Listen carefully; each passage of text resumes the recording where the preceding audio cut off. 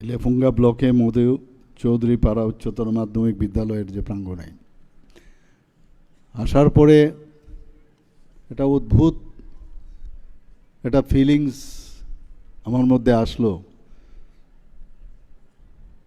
শুধু এখানে না, যেখানেই আমি জনজাতিদের এরিয়াতে আমি যাই, অ্যাকচুয়ালি আগে এই সুযোগ আমার কখনোই ছিল না, কিন্তু এখন আমি যেখানেই যাচ্ছি সেখানে যাওয়ার পর একটা আলাদা অনুভূতি এবং আনন্দের যে একটা ফিলিং সেটা কিন্তু চলে আসছে। এবং এটা একটা বিদ্যালয়, সেই বিদ্যালয় আমাদের কাছে একটা মন্দিরের মতো। এতদিন ধরে আমার মাননীয় মন্ত্রী এবং এই এলাকার সবার প্রিয় জনপ্রিয় বিধায়ক রতনলাল নাথ মহোদয় পুরো বিস্তারিত এখানে আলোচনা করেছেন, এবং উনি যেটা বলছেন বা বলার জন্য অনেকবার বলার চেষ্টা করেছেন যে আগের সরকার কি করলোটা কি এত বছর, যা করেছে সেই আগের, যদি 1948-এর কথা বলি তখন কারা চালিয়েছিল, তৎকালীন সময়ের শচীন্দ্রলাল সিংহ, আমাদের সুকুমার সেনগুপ্ত, তাদের সময়ই যা ডেভেলপমেন্ট ত্রিপুরার হয়েছিল তাদের সময় ডেভেলপমেন্ট হয়েছিল। এই যে দীর্ঘ কয়েক দশক ধরে কোনো জায়গায় বিশেষ করে শিক্ষার, স্বাস্থ্যের কোনো ধরনের ডেভেলপমেন্ট আমরা দেখতে পাইনি, যে কারণে আমাদের জন্য এই অল্প বছরের মধ্যে আমাদের পরিশ্রম কিন্তু অনেক বেশি বাড়ছে। এবং সেই ডেভেলপমেন্টের জন্য একদিকে যেমন অর্থেরও প্রয়োজন, এবং আরেক দিক দিয়ে এত কিছু ওনারা লিটিগেশন রেখে গেছেন, যে লিটিগেশন আমাদেরকে তার ভার আমাদের বইতে হচ্ছে বিভিন্ন জায়গায়, সে টিআরটিসি হোক, সে জুট মিলই হোক, বিভিন্ন জায়গায় 10,323 হোক, বা আরও যেসব নতুন নতুন বিষয়গুলো আসছে, এবং তার দায়িত্ব কিন্তু আমাদের।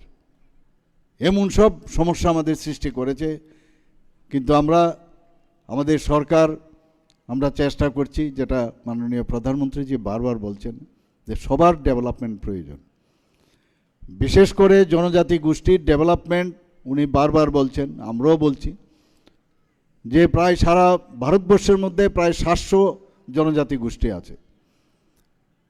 এর মধ্যে ত্রিপুরাতে 19টি মেইন যে জনজাতি গোষ্ঠী, আরও প্রায় 40+ জনজাতি গোষ্ঠী সাবট্রাইবস আছে, এবং এদের অনেকে ছোট ছোট গ্রুপে চলে আসছে, অনেকে এক্সটিংক্ট হয়ে যাওয়ার উপক্রম। খালি আমরা যদি এখানে বলি যে আমরা দেববর্মা, আমাদের খালি আমরা থাকলেই চলবে, যদি রিয়াংরা বলে আমরাই থাকলে চলবে, চাকমারা যদি বলে আমরাই থাকলে চলবে, সেখানে তো সেটা চলবে না। এই যে আমি যেটা বললাম যে 19টি জাতি জনজাতি গোষ্ঠী এবং অন্যান্য ছোট ছোট যে গ্রুপগুলো আছে, তাদেরকে একসাথে রেখে এই যে জাতি জনজাতি এবং আমাদের যারা মণিপুরীরা আছেন, যারা মাইনরিটি আছেন, সবাইকে মিলে যে থানসার কথাটা মাননীয় মন্ত্রী বাহাদুর একটু আগে বলার চেষ্টা করেছেন, দিস ইজ কল থানসা, যে আমরা সবাই একসাথে আমাদের থাকতে হবে, এবং এই ত্রিপুরাকে এক ত্রিপুরা, নতুন ত্রিপুরা আমরা তৈরি করব। মাননীয় প্রধানমন্ত্রীজি যে বারবার বলছেন যে নিউ ইন্ডিয়া, নিউ ইন্ডিয়া, বিশেষ করে অপারেশন সিন্দুরের পর উনি নিউ ইন্ডিয়া বলছে। কি বলছেন উনি? We don't need any preacher, আমাদেরকে পরামর্শ দিতে আসবেন না, উই নিড পার্টনার। আমরাও বলছি আমাদের সরকারের আমাদের পরামর্শ দরকার নেই, আমরা জানি কি করতে হবে, কারণ আমাদের যিনি আমাদের প্রধান যিনি আছেন, দেশ চালাচ্ছেন, ওনার থেকে আমরা যা গাইডলাইন পাচ্ছি অনেক থিঙ্ক ট্যাঙ্কের মাধ্যমে সেই দিশায় আমরা কাজ করব। বাট উই নিড পার্টনার, এবং কিরকম পার্টনার এসে যাতে প্রবলেমেটিক না করে, প্রবলেম পার্টনার যদি থাকে তাহলে এটার ঢেউ কিন্তু সমস্ত বিশেষ করে জনজাতি গোষ্ঠীর মধ্যে সেটাও চলে আসে। তাহলে আমরা কাজটা করব কি করে? কাজ করব না বারবার বুঝাবো যে আমরা এত লিস্ট আজকে কত বড় লিস্ট আজকে আমাদের মাননীয় মন্ত্রীজি এখানে বললেন যে শেষ করতে পারবেন না এত ডেভেলপমেন্ট। ভারতীয় জনতা পার্টির মানেই ডেভেলপমেন্ট, এবং এই পার্টির যেখানে সরকার আছে শুধু ডেভেলপমেন্ট। আজকে জনজাতি গোষ্ঠীর আপনারা দেখেছেন এর আগে কেউ সেইভাবে সম্মান দেয়নি। আমাদের ত্রিপুরা রাজ্যের একজন এই রাজ পরিবারের এক সদস্য শ্রী জিষ্ণুদেব বর্মা, যিনি আমাদের উপমুখ্যমন্ত্রী ছিলেন, আজকে এত বড় তেলেঙ্গানার মতো রাজ্যের উনাকে গভর্নর, সেটা তো আগেও দেখিনি। এখন মাননীয় প্রধানমন্ত্রীজি সেটা দেখছেন, করছেন। আমাদের এখানে 2019 থেকে 2024 পর্যন্ত জনজাতি গোষ্ঠীর যারা যারা এখানে রেশম যন্ত্রবাদক হোক বা অন্যান্য যারা বিভিন্ন জায়গায় স্ব জায়গার মধ্যে যারা প্রতিষ্ঠিত, পর 2019 থেকে 2024 পর্যন্ত 7 জন জনজাতি গোষ্ঠীকে পদ্মশ্রী উপাধি দিয়েছে। আমাদের মাননীয় প্রধানমন্ত্রীজি আজকে রাষ্ট্রের যিনি রাষ্ট্রপতিজি একজন জনজাতি, কোনো দিন এর আগে আসেনি, উনাকে আজকে, এবং অত্যন্ত প্রত্যন্ত গ্রামের উড়িষ্যার থেকে উনাকে এনে আজকে রাষ্ট্রপতি দ্রৌপদী মুর্মুজিকে বানিয়েছেন। তো এগুলো তো প্রমাণ যে জনজাতিদের যদি উন্নয়নের কথা বলে, একমাত্র রাষ্ট্রবাদী চিন্তাধারায় যে সরকার চিন্তা ভাবনা করে, যা প্রথম রাষ্ট্রের পর আমাদের পার্টির পরে নিজে, অর্থাৎ রাষ্ট্রকে সামনে রেখে দেশাত্মবোধের যে ভাবনা চিন্তা, সেটা ভেরি ইম্পর্টেন্ট।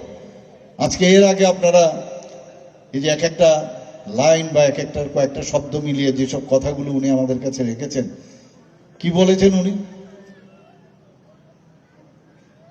মেরে মাটি মেরা দেশ। এর আগে আমরা মাটির উপর দিয়ে আসি, আমরা মেরা মাটি, এটা আবার কি মাটি ভাই? অর্থাৎ মাদারল্যান্ড, আমার মাকে আমার সম্মান জানাতে হবে। এই মেরা মাটি মেরা দেশ, এই মাটিকে নিয়ে আজকে কর্তব্য পথে আমাদের সবাই, ইয়াং জেনারেশন যারা আছে, আপনাদের মধ্যে হয়তো অনেকে গেছে, আমাদের এখান থেকেও বিভিন্ন ব্লক থেকে 58টা ব্লক থেকে গেছে, আমাদের নগর পঞ্চায়েত, মিউনিসিপ্যালিটি এবং এএমসি থেকে সেই কলস যাত্রা নিয়ে আজকে সেখানে কর্তব্য পথে সেখানে অমৃত বাটিকা তৈরি করেছে।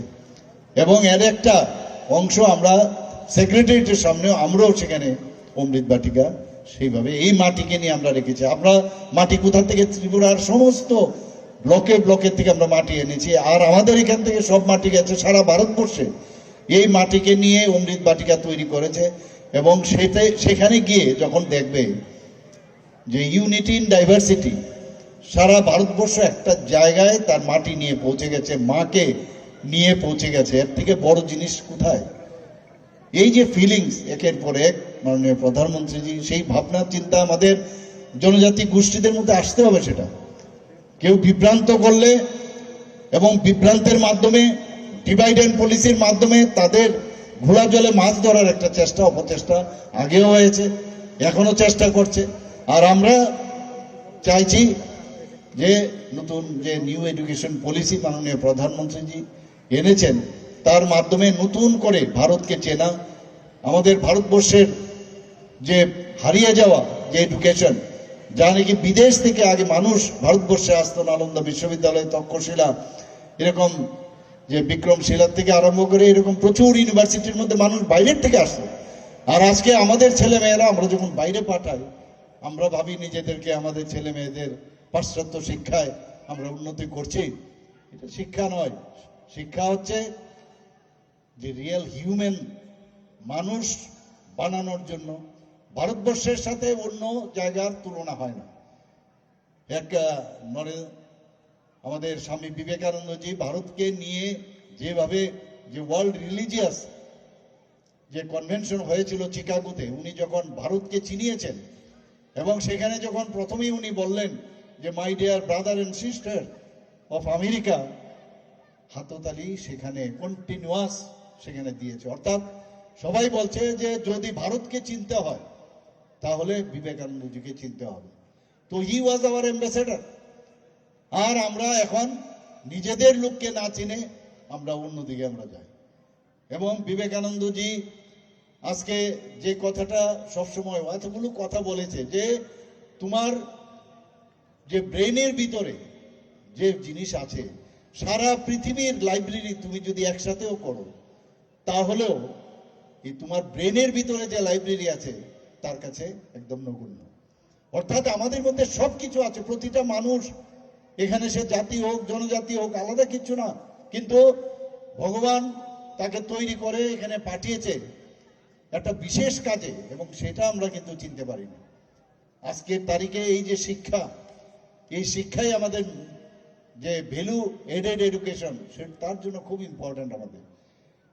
আমরা বিভিন্ন জায়গায় আমরা ল্যাঙ্গুয়েজও ইম্পর্ট্যান্ট, কিন্তু ল্যাঙ্গুয়েজ শিখে আমি যদি মনে করি যে আমি সাংঘাতিক শিক্ষিত হয়ে গেছি, তাতে কিন্তু ভুল হবে। সেটা শিক্ষা, আমরা বহুত শিক্ষিত লোককে আমরা দেখেছি অশিক্ষিতর মতো কথাবার্তা বলেন, অশিক্ষিতর মতো ব্যবহার করেন, তাহলে ওদের কি লাভ? তো এগুলো আজকের দিনে, আজকের তারিখে খুব ইম্পর্টেন্ট, খুব ইম্পর্টেন্ট। এগুলো যতক্ষণ ধরে মনস্তাত্ত্বিক বিষয় না আসবে, আমাদের মাইন্ড, আমাদের যে হার্ট, আমাদের বডি, আমাদের ইন্টেলেক্ট, এই চারটে বিষয় যখন একসাথে আমরা না ক্রিয়া করব, না কাজ করব, ততদিন ধরে আমরা নিজেদেরকে চিনতে পারবো না, অন্যদের জন্য আমরা কিছু করতে পারবো না। এখানে একটা জিনিস আমি আপনাদের সামনে বলতে চাই, যে যেভাবে সর্বপল্লী রাধাকৃষ্ণনের নাম তো আপনারা শুনেছেন, এত বড় ফিলোসফার সারা পৃথিবীতে আছে কিনা আমার জানা নেই। এবং আমাদের প্রাক্তন, আমাদের ভাইস প্রেসিডেন্ট ভারতবর্ষের, উনি কি বলেছেন? Knowledge without action is useless. আমি কোনো কাজ করলাম কিন্তু নলেজই নেই, তাহলে এটা কিন্তু ইউজলেস, কোনো কাজের কাজ কিচ্ছু হবে না। আবার উল্টোভাবে উনি কি বলছেন? An action without knowledge is foolishness, বোকামি। আমাদের লিজেন্ড ব্যক্তি, এরকম লিজেন্ড ব্যক্তি, এদের সম্পর্কে, এদের কথা না শুনে আমরা সেই ওয়েস্টার্ন কালচারের যে বিভিন্ন সমাজবাদ, কমিউনিস্টবাদ, এই দিকে আমরা চলছি। আমাদের দেশের মধ্যে সবকিছু আছে আমাদের, আমরা নিজেদেরকে আমরা চিনি না। আমাদের স্বামী বিবেকানন্দজি কি বলছেন? যে মন্দির টন্দিরে গিয়ে বেশি লাভ নেই, ফুটবল মারা এর থেকে ভালো। এর অর্থটা কি? ফুটবল লাথি মারা, এটা কি ফিলোসফি? অর্থাৎ সেটা আমি যতটুকু এটাকে এক্সপ্লেন করেছি, কালকে আমি রামকৃষ্ণ মিশনে বড় মহারাজজির সামনে আমি এই কথাটা বলেছি, বেলুড় মঠ থেকে এসেছিলেন। আমি বলেছি আমার কাছে এরকম, যে লাথি মারার অর্থ হচ্ছে যে সারাদিন গিয়ে মন্দিরে গিয়ে বসে থাকলে, আর গিয়ে ভগবানকে ডাকলে যে আমাকে আশীর্বাদ করো, সেটা ঠিক আছে, এটা করো, কিন্তু তার থেকেও বেশি যদি তুমি কাজ করো। ফুটবল লাথির মানে তুমি বিভিন্নভাবে মানুষের জন্য কাজ করো, এতে করে তুমি ভগবানকে পাবে, যেটা মন্দিরে বসে তুমি প্রার্থনা করেও পাবে না। এটা হচ্ছে আমার কাছে সেটা এক্সপ্লেনেশন।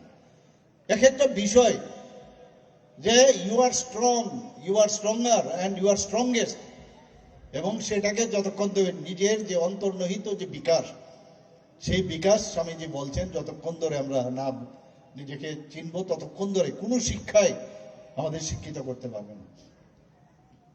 আমাদের আজকে যেহেতু আমি এখানে এসেছি, 4টি নব নির্মিত বিদ্যালয় ভবনের উদ্বোধন, এতদিন ধরে কি হয়েছিল, এইসব স্কুলগুলোকে কেন দেখা হচ্ছে না?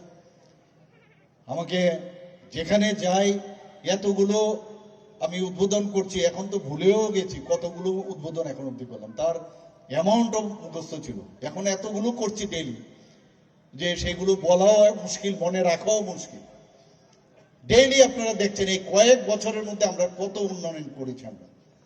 কারণ আপনি একটু ভাবুন, আমাদের ছেলে মেয়েরা যখন ক্লাসের জন্য আসে, আমি শুনলাম এটা প্রাইমারি সেকশনে এখন আছে, আগামী দিনে সেটাকে আলাদা করা প্রয়োজন হবে আশা করি।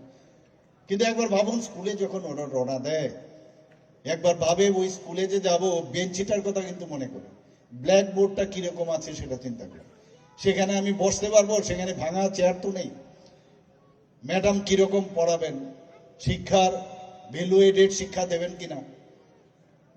তো সেই জায়গায় সে যখন বাড়ির থেকে বের হয়, যদি আমরা ওই রকম প্ল্যাটফর্ম আমরা দিতে পারি, জরাজীর্ণ এক স্কুল আজকে 1948 থেকে যদি আমরা দিয়ে থাকি, প্রায় বহু জায়গায় প্লাটিনাম জুবলি হচ্ছে বহু জায়গায়, এবং বহু জায়গায় আমরা নতুনভাবে এই বিল্ডিং আমরা তৈরি করছি। তো এত বছর ধরে জেনারেশন টু জেনারেশন কি অবস্থার মধ্যে ওরা পড়াশোনাটা করেছে, আমরা যদি পারি তারা কেন পারি না? অর্থাৎ ইচ্ছাকৃতভাবে যাতে শিক্ষার আলো মানুষের মধ্যে, বিশেষ করে জনজাতি গোষ্ঠীর মধ্যে যাতে না পৌঁছয়, এবং যা বুঝাবো তাই যেন বুঝে, তাহলে আমাদের পক্ষে সুবিধা।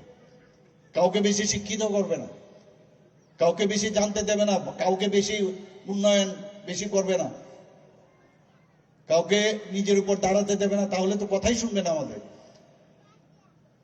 আমার একটা কথা না বললেই নয় যে অনেক জায়গার মধ্যে বিজনেসম্যান, আমি উদাহরণ দিচ্ছি আপনাদের, অনেক বিজনেসম্যান মনে করে যে আমার যে কম্পিটিটর পাশে যদি আরেকটা বিজনেস, যে কোনো একটা বিজনেস, আমার যদি আরেকজন আসে তাহলে আমার বিজনেস খারাপ হয়ে যাবে, আমি মনোবলি করছি এখানে। কিন্তু এটা কিন্তু ভুল তত্ত্ব। আমি একটা আর্টিকেল পড়ছিলাম, যখন যে ব্যবসাটা সে যখন করবে সেখানে যদি একটা মার্কেট হয়, তো একজন লোক যখন, যে ক্রেতা সে যখন যাবে জানে এমন জায়গায় এই মার্কেটে সেখানে পাওয়া যায়, তাহলে তার ব্যবসা কিন্তু আরো বাড়বে। তো এই যে আমাদের যত উন্নত আমরা করতে পারবো সব দিক দিয়ে, আমাদের জনজাতি গোষ্ঠীরই হোক বা পিছিয়ে পড়া গোষ্ঠীকেও হোক, তত বেশি কিন্তু হেলদি কম্পিটিশন হবে, এবং আমাদের জন্য তারা, আমাদের ভবিষ্যৎ নির্মাণে তারা কারিগর হবে। আমরা কেন এত গরিবের থেকে গরিবতর আমরা যাব, আমরা কেন উন্নত মানের হব না, আমরা কেন গ্লোবাল যে শিক্ষা ব্যবস্থা আছে তার সাথে আমরা কম্পিট করব না, কেন আমাদের চিন্তা শক্তি প্রকট হবে না? তো এই যে বিষয়গুলো আছে, আজকে কিন্তু মাননীয় প্রধানমন্ত্রীজি তার উপর গুরুত্ব দিচ্ছেন, এবং আমরাও কিন্তু সেইভাবে কাজ করছি। আজকে ফিজিক্যালি এখানে যে মধু চৌধুরী পাড়া উচ্চতর মাধ্যমিক বিদ্যালয়, যেটাকে বিদ্যাজ্যোতি স্কুল বলা হয়েছে, এখানে আমাদের মাঝে উপস্থিত আছেন, যিনি একটু আগে ওনার মূল্যবান বক্তব্য আমাদের সামনে রেখেছেন, ত্রিপুরা সরকারের মাননীয় মন্ত্রী এবং এই এলাকার অত্যন্ত জনপ্রিয় মুখ্যমন্ত্রী। বহু বছর ধরে, বহু দিন ধরে উনি রাজনীতির সাথে যুক্ত এবং এই এলাকার সাথে যুক্ত, আমাদের সবার আদরণীয় শ্রী রতনলাল নাথ মহোদয়, অনারেবল মিনিস্টার এগ্রিকালচার এবং পাওয়ার ডিপার্টমেন্ট এবং অন্যান্য দপ্তরে। এখানে উপস্থিত আছেন যে স্পেশাল গেস্ট হিসাবে Buddhadev Barma, vice chairman Lefunga BAC, special guest Shri Nihar Ranjan Deb Barma, vice chairman Hezamara BAC.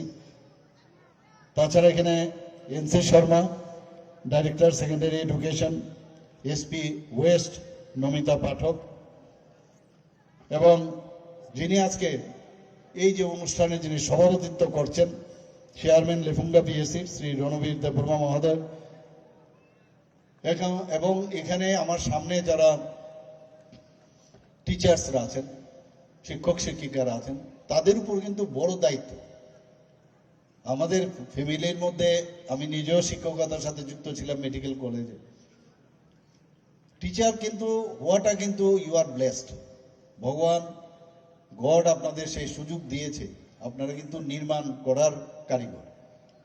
এখন এই যে বইপত্র তো ঠিক আছে, বইপত্র পড়ে আমি বই যে একটা সিলেবাস আমার রেডিমেড থাকে, তার বাইরেও যে আরো কিছু শেখার আছে ছেলে মেয়েদের।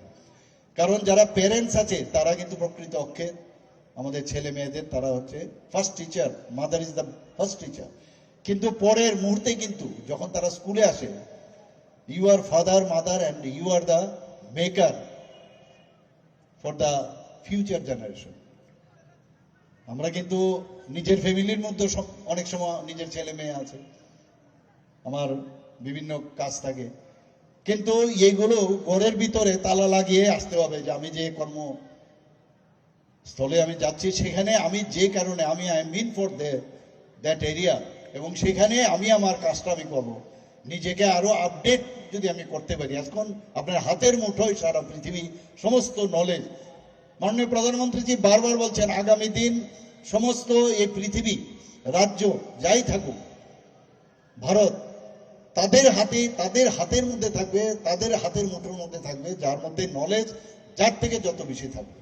তা আমি বলবো আপনাদের ট্রান্সফার এগুলো তো থাকে, এগুলোর উপর বেশি জোর দেবেন না। যেখানে এখন তো ট্রান্সফার করলেও রাস্তাঘাট এত সুযোগ সুবিধা হয়ে গেছে যে কোনো সমস্যা নেই, কিন্তু মানে আমরা এখনো আমাদের ছাত্র জীবনের যেসব টিচার, সব টিচারের কথা মনে নেই, কিন্তু কয়েকজন টিচারের কথা কিন্তু আমাদের এখনো মনে আছে।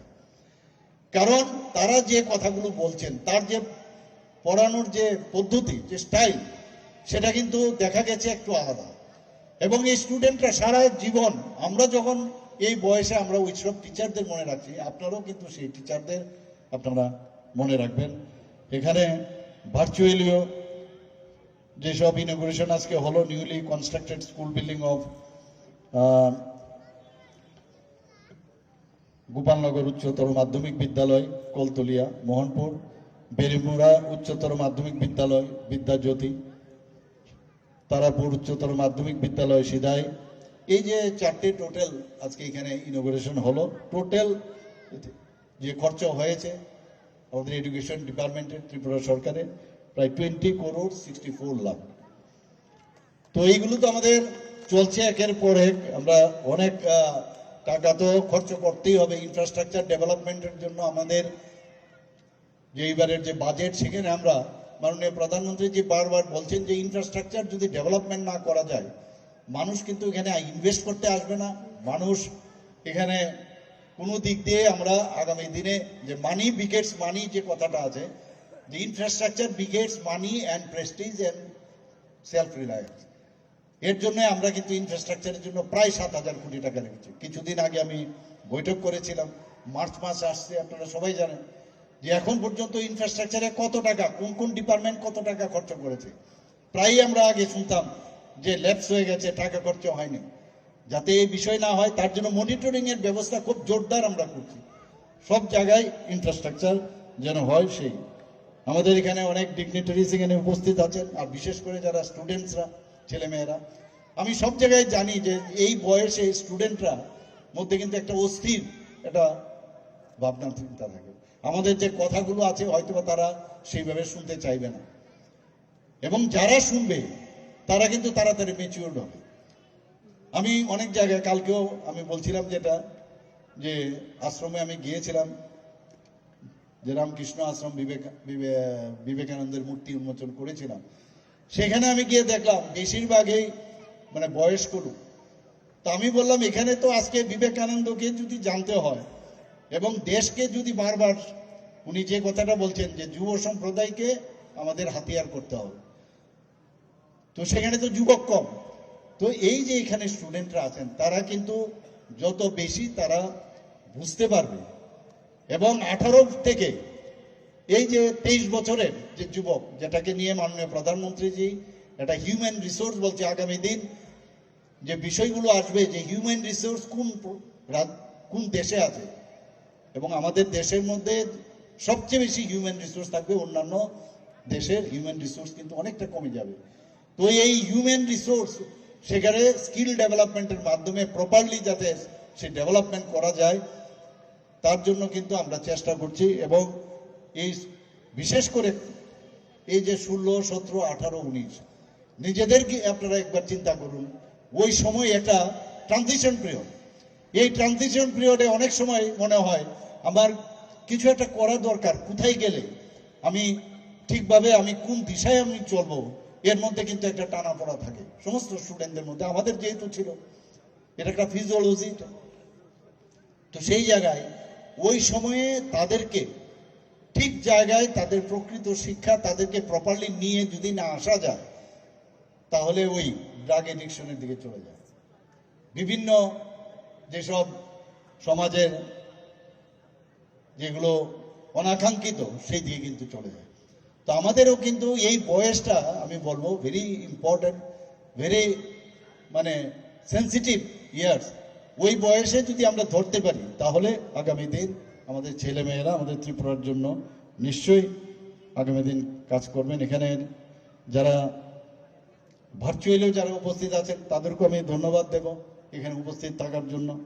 যারা ডিপার্টমেন্টের এই আমাদের যে স্কুল এডুকেশন ডিপার্টমেন্টের উদ্যোগে এই প্রোগ্রাম হচ্ছে, তাদের যে অফিসার এবং যারা কর্মচারীরা আছেন, এবং যারা ভাই বোন মেয়েরা ছেলেরা এবং মিডিয়া বন্ধুরা, সবাইকে আমি এতক্ষণ ধরে আমাদের কথা শুনছেন এর জন্য আপনাদেরকে আমি ধন্যবাদ আমি দিতে চাই। আমাকে মাননীয় মন্ত্রী শ্রী রতনলাল নাথ মহোদয় বলছিলেন যে আমি আপনাদের সামনেও বলছিলেন যে আমি একটু অল্প কিছু বলবো। উনি যখন বলে এখানে গেলেন, আমি বললাম আমার আর রইলটা কি, সবই তো আপনি বলে দিয়েছেন, আমি কি বলবো? বলে আপনি আপনার মতো করে বলুন। তো আমি আমার মতো করেই বলছি, কারণ বিস্তৃতভাবে উনি এখানে আলোচনা করেছেন। এবং আমরা জানি যে পড়াশোনা বা এই যে শিক্ষা দু রকমের। শুধু পুঁথিগত শিক্ষা যদি আমরা মনে করি বা বুকওয়ার্ম যদি হই, এতে কিন্তু প্রকৃত শিক্ষা হয় না। শারীরিকভাবে আমাদের স্পোর্টসের সাথেও যুক্ত থাকতে হবে।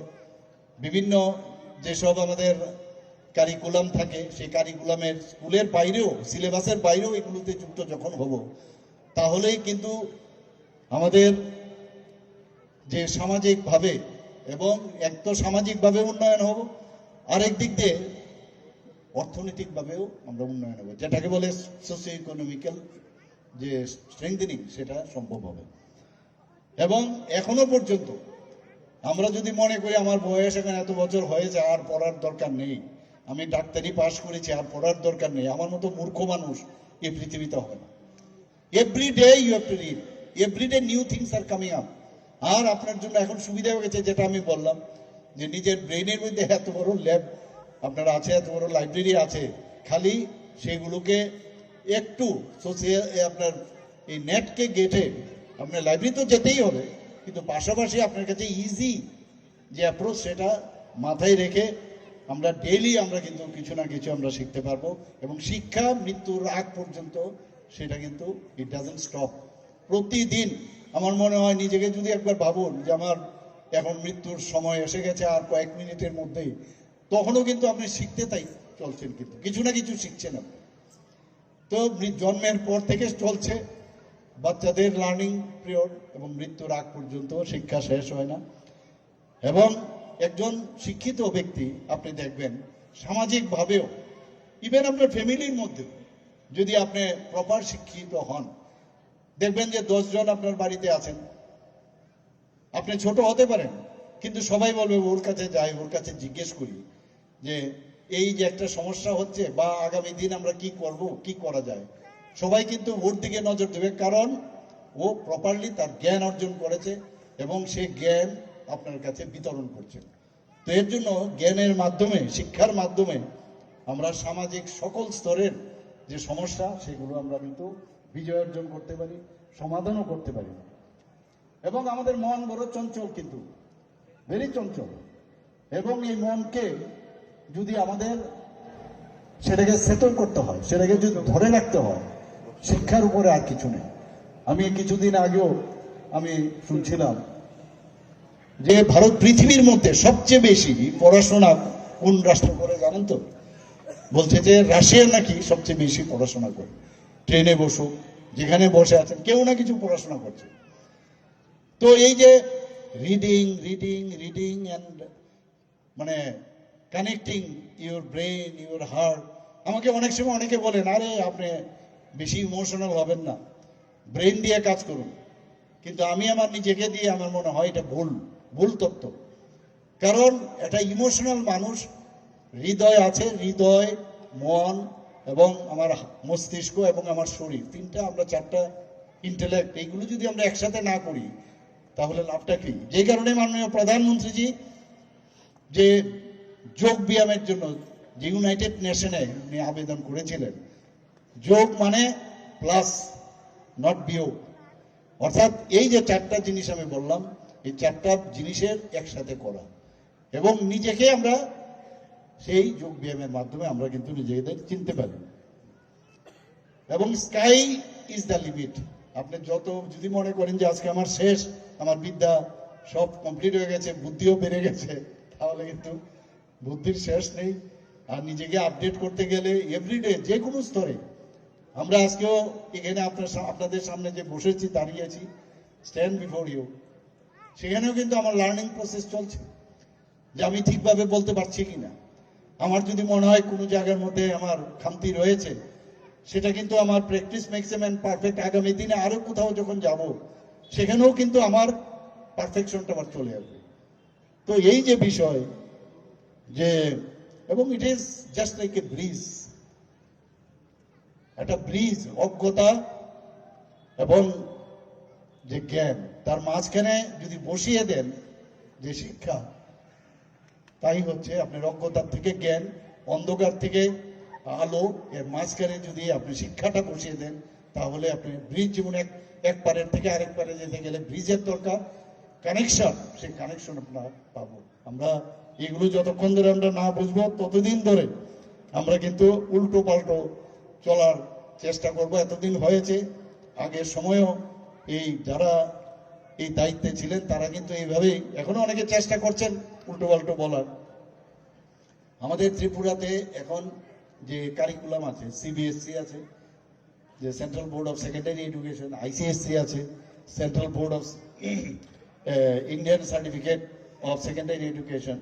আমাদের এখানে বিভিন্ন প্রদেশের মধ্যে স্টেট বোর্ড থাকে। আমাদের যে state board, Tripura board of secondary education, আমাদের সময় ত্রিপুরা স্টেট বোর্ড ছিলই না, আমরা west Bengal board of secondary এডুকেশনে ছিলাম।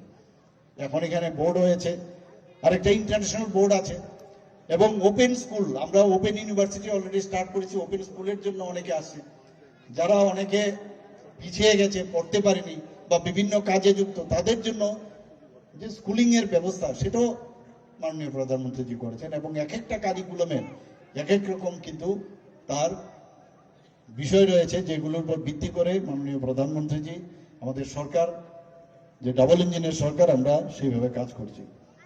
আজকে এখানে যে সুপরিকল্পিত যে রোড ম্যাপ, যেমন 2047-এ একটা রোড ম্যাপ মাননীয় প্রধানমন্ত্রীজি দিয়েছেন, আমরাও কিন্তু 2047-এ একটা রোড ম্যাপ, ত্রিপুরা বিকশিত ত্রিপুরা রোড ম্যাপ আমরা দিয়েছি।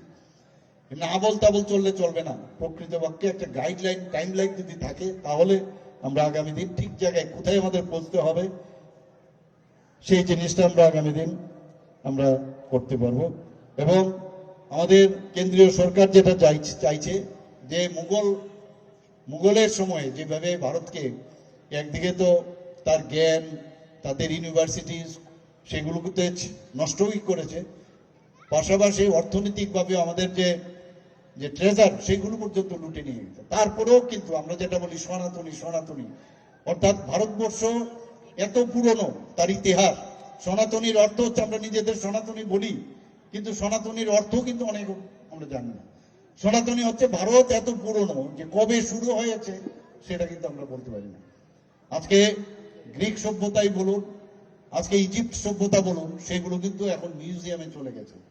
এত ইংরেজ, মুঘল আমাদের উপরে শাসন থাকা সত্ত্বেও ভারত কিন্তু ভারতের জায়গায় রয়েছে। ভারতকে কিন্তু মানে তাকে মিউজিয়ামে ঢোকাতে পারেনি। এবং এর জন্যই আমাদের যে ভারত কি, সেটা আমরা চিকাগোর বক্তব্যে স্বামী বিবেকানন্দের সময় আমরা দেখেছি।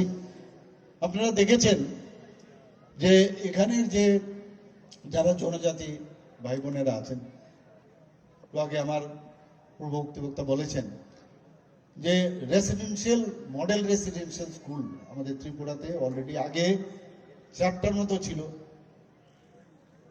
এই যে 91 রেসিডেন্সিয়াল মডেল স্কুল। আর এখন আমরা আসার পরে 21টা স্যাংশন হয়েছে, এর মধ্যে 12টা অলরেডি শুরু হয়ে গেছে, 6টা আরো আগামী মার্চের মধ্যে শুরু হবে, যা আমার কাছে ইনফরমেশন দিল। বাকিগুলো সামনের বছরে কমপ্লিট হবে। এবং তার কিছু গাইডলাইন্স আছে শুধুমাত্র জনজাতি এলাকা। এবং 91 মডেল রেসিডেন্সিয়াল স্কুল কেন করা হয়েছে? এই কারণে করা হয়েছে, আমাদের যে ভারতের যে কৃষ্টি সংস্কৃতি, সেটাকে রেখে আমাদের জনজাতি গোষ্ঠীগুলো তাদের পূর্ব ইতিহাস জানুক, তার উপর ভিত্তি করে জ্ঞান চর্চা হোক। আমি এবার দিল্লিতে যখন গেলাম, সে গাইডলাইন্সে বলছে মিনিমাম 50% প্রতিটা ব্লকে করার জন্য চিন্তা ভাবনা আছে, কিন্তু সব ব্লকের মধ্যে 50% মিনিমাম জনজাতি গোষ্ঠী ওরা থাকতে হবে, আর মিনিমাম 20,000 থাকতে হবে।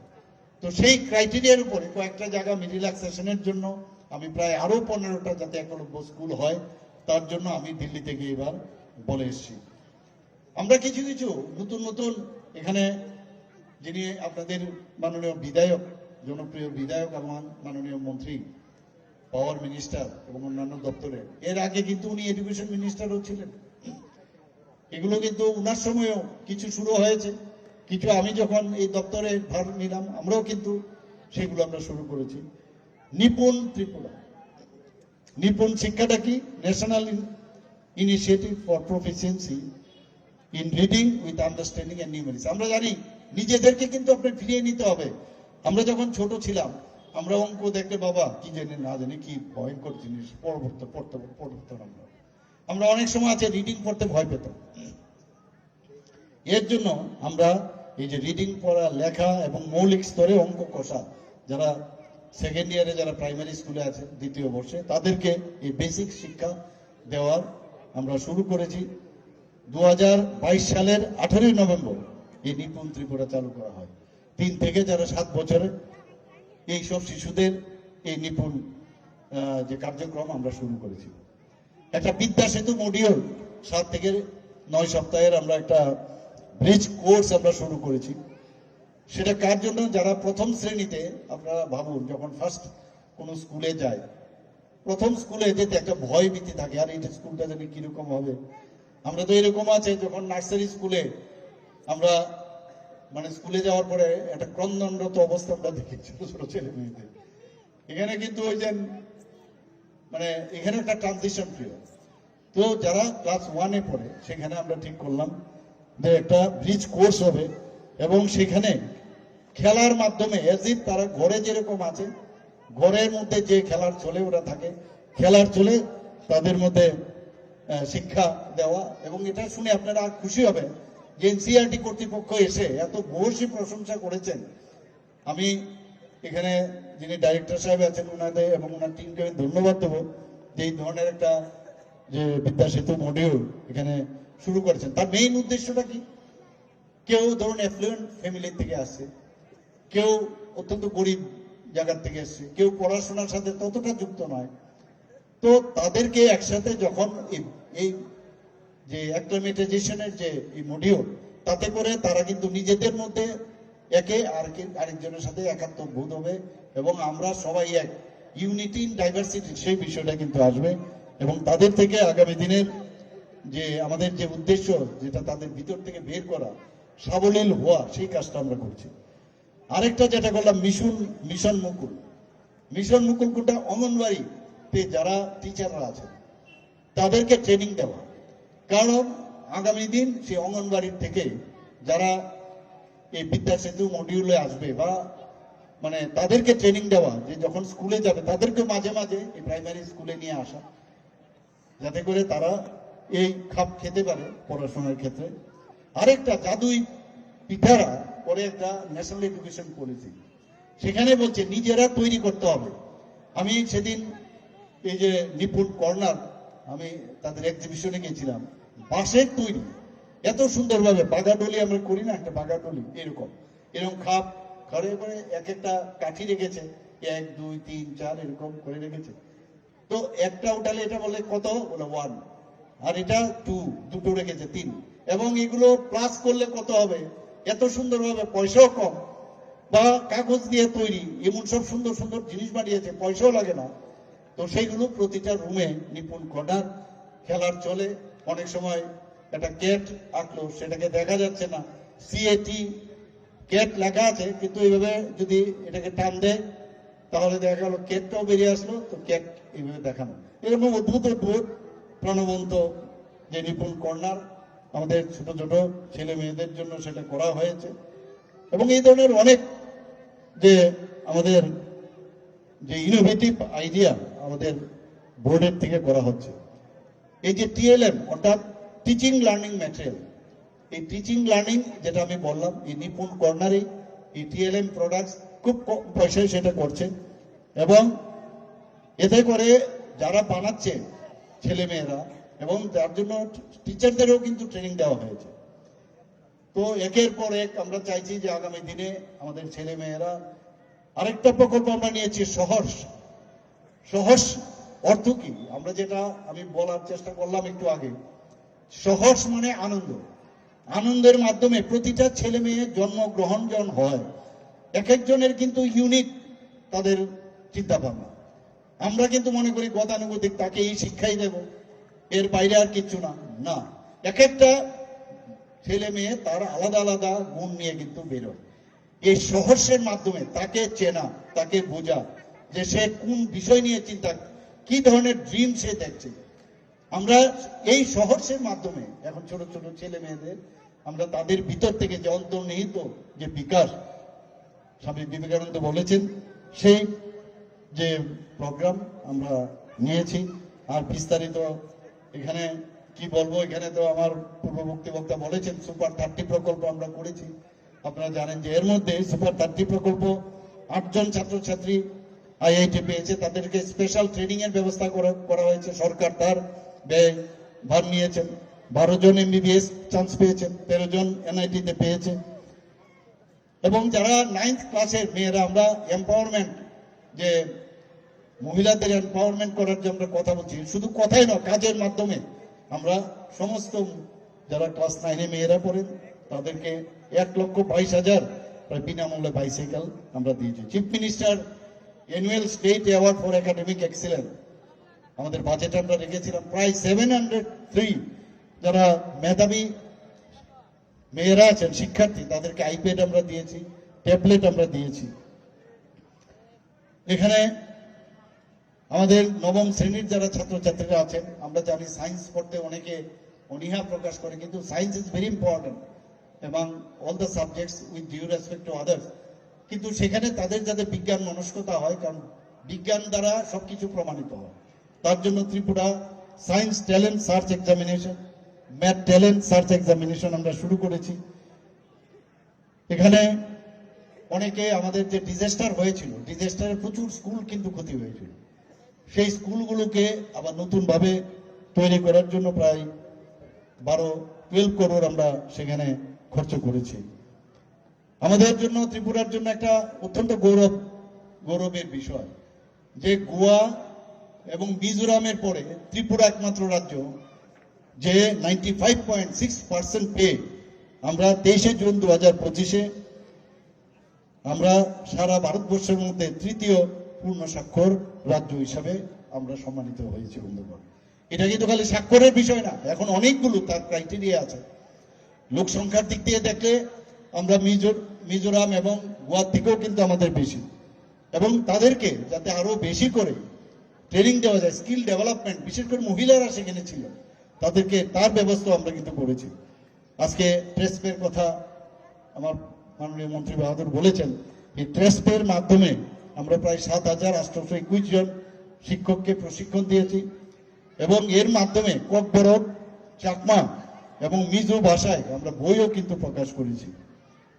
মুখ্যমন্ত্রী কন্যা আত্মনির্ভর যোজনায় আমরা এই যে একটু আগে আমি যেটা বললাম যে 140টা স্কুটি আমরা প্রদান করেছি, এবং যারা দিব্যাঙ্গ, যারা দৃষ্টিহীন, তাদের জন্য তাদেরকে চিফ মিনিস্টার স্পেশাল স্কলারশিপ, তাদের পড়াশোনা যাতে করতে পারে, প্রায় 23 জন এর মধ্যে স্কলারশিপ পেয়েছে।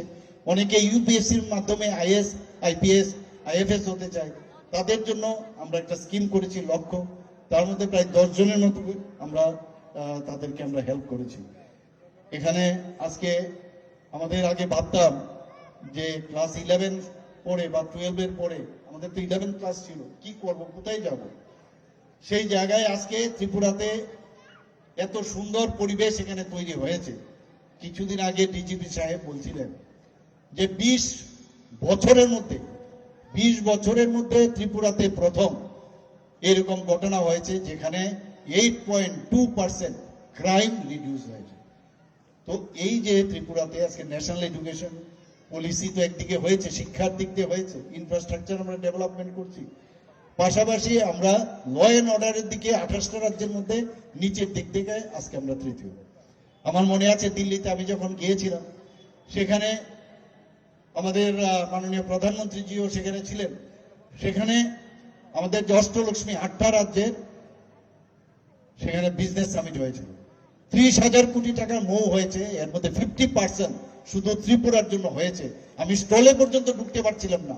এটার রিজন কি? অর্থাৎ ত্রিপুরায় মানুষ ইনভেস্ট করবে, শুধু শুধু এমনি ইনভেস্ট করবেন না, অর্থাৎ সেখানে যদি ইনভেস্ট করি আমার ফেরত আসবে কিনা। আমরা ত্রিপুরা প্রবাসী ত্রিপুরাবাসী করে একটা প্রোগ্রাম করেছি। এর মধ্যে আমরাই জানি না ত্রিপুরার এত ছেলে মেয়ে বাইরে প্রতিষ্ঠিত, এবং তারা কিন্তু আগামী দিন আমাদের জন্য একটা রিসোর্স এবং সোর্সফুল প্ল্যাটফর্ম হবে। এবং প্রায় 75 জনের মতো রেজিস্ট্রেশন করেছিল, দেখা গেল 85 এসেছে। এবং আগামী দিনে যখন এই ত্রিপুরার ছেলে মেয়েরা বাইরে আছেন, ওরা কিন্তু চায় যে আমার শিকড়ে আমি ত্রিপুরাতে আসি। আমরা এই সুযোগ করে দিয়েছি, আগামী দিনে ওরা আসছে এখানে। আমি নিশ্চিত যে আগামী দিনের এই যখন এই ধরনের মিটিং হবে 300 থেকে 400 কমসে কম ত্রিপুরাবাসী বাইরের থেকে আসবে। আমরা ত্রিপুরাবাসী, আমি বারবার এই কথাটা বলছি, আমরা যে ডিভাইড অ্যান্ড পলিসির একটা চিন্তা ভাবনা করি। আমি যখন ইন্ডিয়ার বাইরে যাই তখন আমরা নিজেদেরকে বলি আমরা কি হিন্দুস্তানি।